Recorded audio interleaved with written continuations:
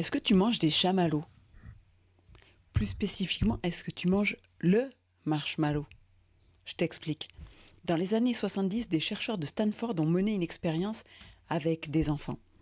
On posait un marshmallow, tu sais, c'est le chamallow. Bon, certes, c'est une marque, mais voilà, tu vois ce que c'est, ce petit bonbon guimauve là. Devant chaque enfant, et on lui disait, si tu attends 5 minutes sans le manger, t'en auras un deuxième. Et on le laissait seul dans la pièce. Certains enfants attendaient, d'autres croquaient dans le chamallow à peine la porte fermée. Et ce que les chercheurs ont découvert ensuite, en suivant ces enfants sur des décennies, c'est que cette capacité à différer la gratification, à résister à l'immédiateté pour obtenir plus et mieux plus tard, était corrélée à plein de choses dans leur vie. La réussite scolaire, la santé, la qualité des relations. Alors je te pose la question autrement. Face à l'intelligence artificielle ou face à la technologie en général, est-ce que tu es le genre de personne qui attend ou est-ce que tu croques dedans sans regarder ce que tu manges? Parce qu'aujourd'hui, je veux qu'on parle du pharmacon, un concept vieux de plusieurs millénaires qui décrit mieux que n'importe quel rapport d'experts ce qui se passe en ce moment avec l'IA. Et ce que ça dit sur nous, sur toi, sur moi, sur la façon dont on traverse cette époque. Allez, bonne écoute. Bienvenue sur Empowercast. Je suis Cécile Simonin, ton hôte. J'accompagne les entrepreneurs à se bâtir un business qui leur ressemble, les ressources et les respecte. Aujourd'hui, on va philosopher un peu, mais je te promets que ça reste quand même très concret. Le pharmacon, qui s'écrit avec un K, d'accord, c'est un mot grec ancien et ce mot-là est fascinant parce qu'en fait, on ne peut pas le traduire vraiment en un seul mot en français. Il signifie à la fois le remède, le poison et le bouc émissaire. Dans la même racine, dans le même terme. Et c'est d'ailleurs de là que vient le mot pharmacie, c'est la même origine étymologique. Le philosophe Jacques Derrida l'a repris et développé et ensuite Bernard Stiegler l'a appliqué à la technique, à la technologie. L'idée centrale, c'est celle-ci. Certains objets, certaines inventions ne sont ni purement bons ni purement mauvais. Ils sont les deux simultanément. Et tu ne peux pas séparer les deux faces. Tu prends l'une, tu prends l'autre. Selon Platon, l'écriture était un pharmacon. Il s'en méfiait d'ailleurs. Il pensait qu'écrire allait atrophier la mémoire humaine. Il avait tort sur la conclusion, mais pas complètement tort sur le diagnostic. L'imprimerie était un pharmacon. Internet est un pharmacon. Et l'IA est un pharmacon. Ce qui veut dire qu'on ne peut pas avoir la conversation « est-ce que l'IA c'est bien ou c'est mal ?» Cette question est mal posée. La vraie question c'est « à quel prix ?» Qu'est-ce qu'on gagne et qu'est-ce qu'on paye en retour, souvent sans s'en rendre compte? Chaque évolution technologique a un coût, et ce coût, il est biologique. Je pourrais te donner un exemple basique, mais on a inventé la voiture, c'est une super technologie, mais il y a eu un coût biologique, c'est qu'on a beaucoup moins marché à partir de là, qu'on s'est plus déplacé à cheval, qui, mine de rien, était quand même un exercice physique, et donc on est devenu beaucoup plus sédentaire. Et il y aurait plein d'autres coûts biologiques associés à ça. Mais je vais prendre un autre exemple que tu connais bien, celui du GPS, ce système de guidage. Avant le GPS, quand tu te déplaçais dans une ville que tu connaissais pas, tu lisais une carte, tu retenais le nom des rues, tu construisais mentalement une représentation spatiale, tu faisais des erreurs, tu recalculais toi-même, tu te souvenais du chemin pour la prochaine fois. Depuis le GPS, les études neurologiques le montrent, nos capacités de navigation spatiale s'atrophient. L'hippocampe, qui est la zone du cerveau impliquée dans la mémoire spatiale et la navigation, est beaucoup moins sollicitée. On a délégué cette fonction cognitive à un outil externe. Et ce qu'on ne sollicite plus, progressivement, on le perd. C'est pas un jugement moral, c'est juste comme ça que ça fonctionne au niveau neurologique. On dirait en anglais « use it or lose it ». Si tu t'en sers pas, tu le perds. Maintenant, remplace navigation spatiale par raisonnement critique, par capacité à tolérer l'incertitude, par effort de mémorisation, par habitude de vérifier une source. L'IA est conçue précisément et délibérément pour réduire la friction cognitive. Elle est conçue pour que tu n'aies plus à fournir l'effort. Et c'est là que le pharmacon opère. Le remède, c'est le soulagement, le gain de temps, la puissance de traitement, la disponibilité permanente d'une réponse. Et le poison, c'est que ce soulagement-là, à force, il atrophie les muscles qu'il remplace. Et comme pour le chamallow, l'atrophie, elle ne se voit pas tout de suite. Elle se voit dans 5 ans, dans 10 ans, quand tu réalises que tu n'arrives plus à suivre un raisonnement long sans aide, que tu ne tolères plus le vide, l'hésitation, le « je ne sais pas encore », que tu attends que quelque chose recalcule à ta place. Il y a quelque chose que j'observe autour de moi et que je pense être un des enjeux majeurs de cette décennie.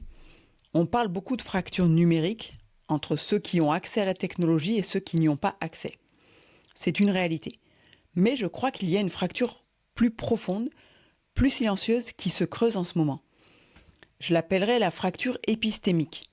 C'est pas une question d'accès, c'est une question de capacité à évaluer ce qu'on reçoit. L'IA est extrêmement convaincante dans la forme. Elle décrit avec fluidité, avec une apparence de cohérence, avec un ton assuré. Elle ne dit jamais « je doute ». Elle ne dit jamais « ah, je suis pas sûre ». Elle énonce, comme le GPS énonce. Et cette assurance formelle, elle est trompeuse parce qu'elle peut cacher une erreur aussi bien qu'une vérité. Moi, je suis le genre de personne qui va mettre en face de l'IA ses erreurs, qui va lui dire « là, tu me racontes n'importe quoi » et qui va obtenir une correction. Je suis le genre de personne qui ne va pas suivre le GPS si mon sens de l'orientation, mon instinct ou juste mon esprit de contradiction, peut-être, me dit que c'est pas par là. Et je l'assume même si au final, il m'arrive bien sûr de me tromper. Je suis le genre de personne qui, depuis l'école, posait des questions aux profs pour vérifier, pas pour les défier, même si ça a souvent été interprété comme de l'insolence, mais juste pour être sûr, pour comprendre le raisonnement derrière. C'est pas de la méfiance pathologique. Les épistémologues ont un nom pour ça. C'est le doute actif. C'est une posture intellectuelle qui consiste à ne jamais considérer une source, quelle qu'elle soit, comme définitivement fiable. Qui consiste à continuer à chercher la faille, à considérer qu'une hypothèse n'est jamais définitivement prouvée, mais seulement non encore réfutée. Et ce doute actif, il demande de l'énergie. Et c'est là le problème.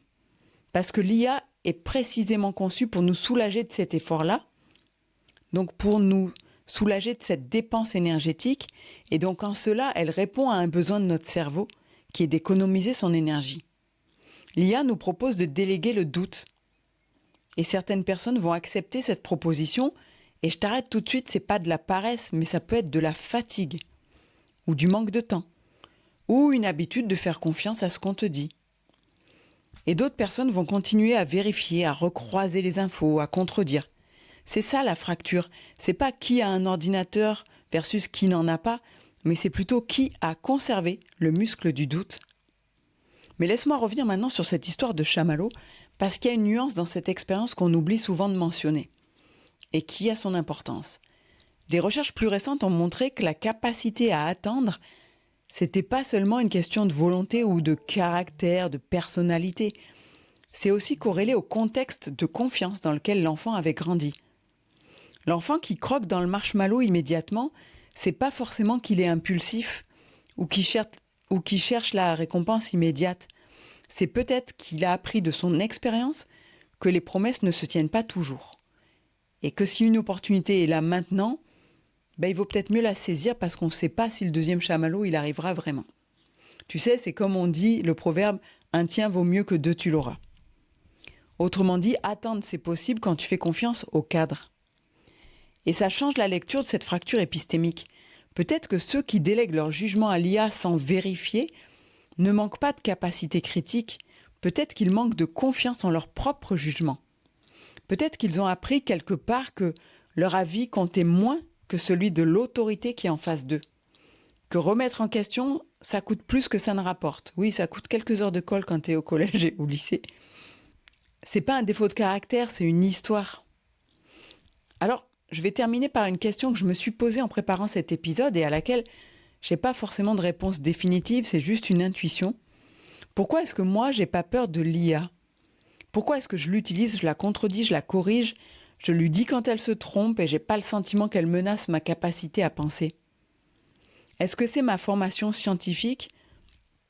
Cette habitude d'investiguer, de chercher la faille, de considérer qu'aucune hypothèse n'est vraie jusqu'à preuve du contraire ?